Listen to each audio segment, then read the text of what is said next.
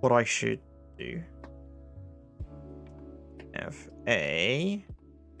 should move towards actually having these villagers spawned in by a manager of some kind.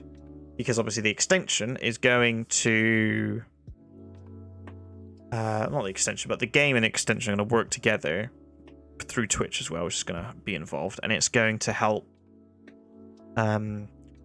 figure out who's watching and their usernames, if they want to be known, stick on the screen. So for now, I'm just going to fake it and have some pretend thing do it. But still need to account for what I'm going to actually have. So if we create a C# script, we will call it Villager Manager. And then wait for Unity to do its weird thing with compiling. First variable we're going to want is a public again, because this is how I do business. Villager. And we're going to call it Villagers. Visual Studio's actually gotten really good with like smart naming. Gives intuitive naming suggestions based on what you're doing. Like with a list there, a list of class villagers, it's like, okay, well, the name of it, I'll just add an S on the end and suggest it. The other thing we're going to do is have a public game object villager prefab. And then at the start, we are going to begin with, we'll have int villagers to spawn is a random.range minimum of 1 to, let's say, fuck it, 50. And then what we're going to do is for int I is equal to 0 for this is a lovely simple. This loop is going to say while a value is equal to 0, starts at 0, while it's less than another value, which could be 1, could be 50, could be anything in between, it'll do something within this code. It'll then come back and do it again, and the value is going to go up. It's a little counter loop thing. And we will say villagers.add. So we're going to add to that list a is it like GameObject.instantiate villager prefab, like that. And then dot. This is not very elegant code, but we'll do that. So the villagers.add is pretty simple. Like a list as a concept, I'm sure is stuff a lot of you will get. So it's just a list of objects. I've defined it as the villager, which are these dudes here. I'm just going to delete them. So it adds a new one. And GameObject.instantiate is a part of Unity that allows us to create a new object based off of an existing thing. So when I assign that villager prefab in code in Unity in a second, every time I do the instantiate, it will create a new copy of that prefab. The way it'll do that is it will just use the information on this, which does mean as every single one spawns, it will spawn at the exact same position. So what I'm probably going to do is the villager, when it starts, I'm going to say it's transform.position is equal to new. If it'll let me do it as a vector 2, and then we'll say random range between minus wander range and wander range max.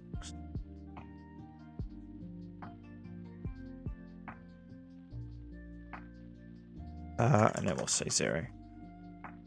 Should work. Now, you could argue that when the village manager spawns it, and in fact I can, with this function, give it a position to spawn at, but as the range, pardon me, at the moment is assigned in the villager class, makes sense for kind of like thing with programming. You do it any different way, but for me it makes sense that the villager just assigns its position randomly. I mean, the net result is the same, so there we go. Where are we? Where? I didn't assign stuff in scene, so that's in the world. I also want to have we'll call it a village for now. Not exactly, but we'll stick it in there. Tidy up a bit more. We'll add villager manager. Villager prefab is going to be this game object. Also, because always expose your variables, right? That's a good practice. No, but kind of good way to have it parameterized. Public int max. Do it in caps because I can. Villagers to spawn. Now we'll have it as 50 to start with. Plug it in there. Let that recompile. Diddle diddle da. Should. Aha! Kind of. A little bit spicy. Oh, wait, of course. If I get in there, where it's assigned its position. And sneaky thing you can do is I can say transform.position.y. It should set that up as normal. Object references are spicy. I wonder what issue they have. Right, they're working, but animating it's not working. It's the null references.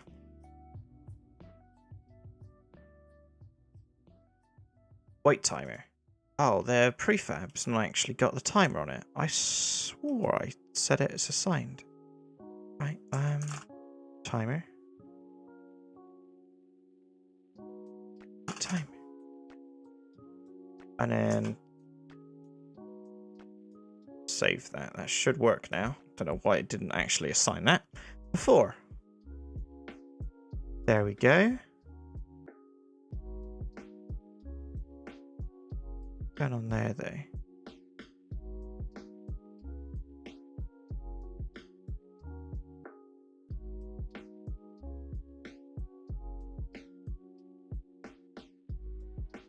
I just pause a second. It's just, I'm not seeing them go to there. And it's just like they all seem to be stopping at a very particular point. And it's a bit spicy.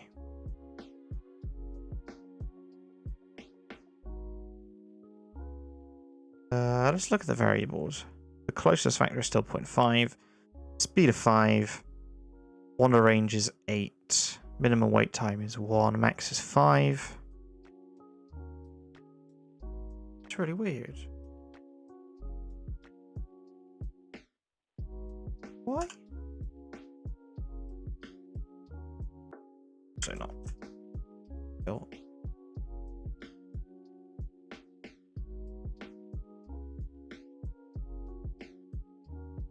Going on.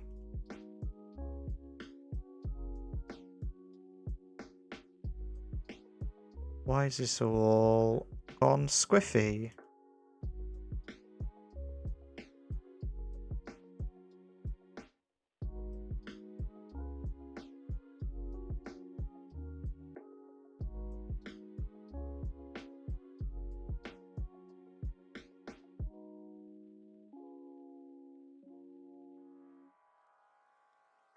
Cool. Alright, now if I just plug one of them there. Okay.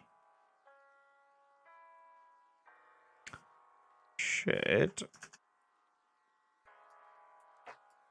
fine feel like I want to actually put that back to a float because they are being strange with that.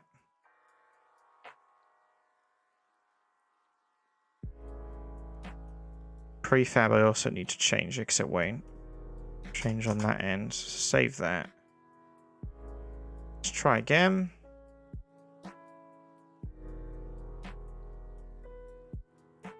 I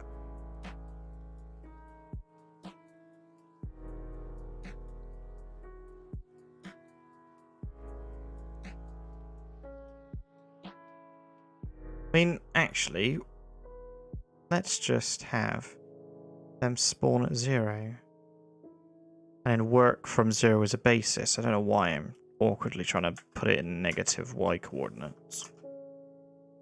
It just doesn't... There's no logical sense to that. It's completely arbitrary. Alright, let's fucking zoom it right in. Oh, you.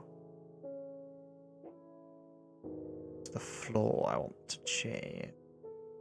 Bam, like there. Just enough.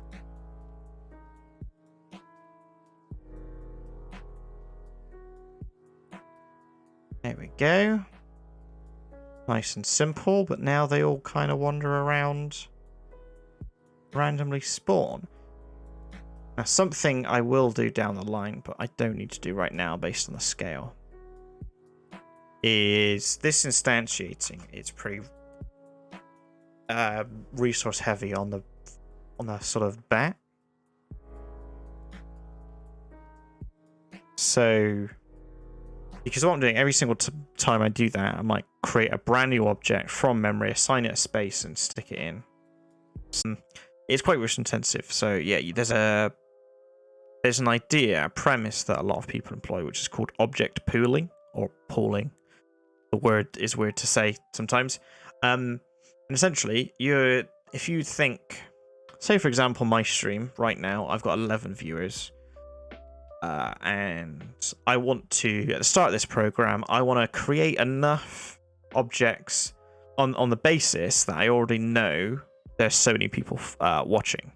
So if we just use that number as an example, I'll say, right, I want 11 villagers off the bat, regardless of how many I actually need. So I'll create 11 at the game's start, and then as I need them, they'll be pulled in. So rather than instantiating an object, I will say, like, spawn from the object, pull this object. Because it's already there, it's there waiting in memory, good to go. It just activates it and brings it out, basically, and it doesn't cost anything. So on a simple 2D object with very little stuff on it, very, very rarely makes a difference.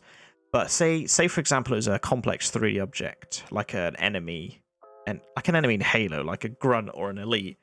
That would be quite intensive because a lot of stuff has to happen, especially if it's physics based. So object pooling is a lot more efficient, but I won't need to do that.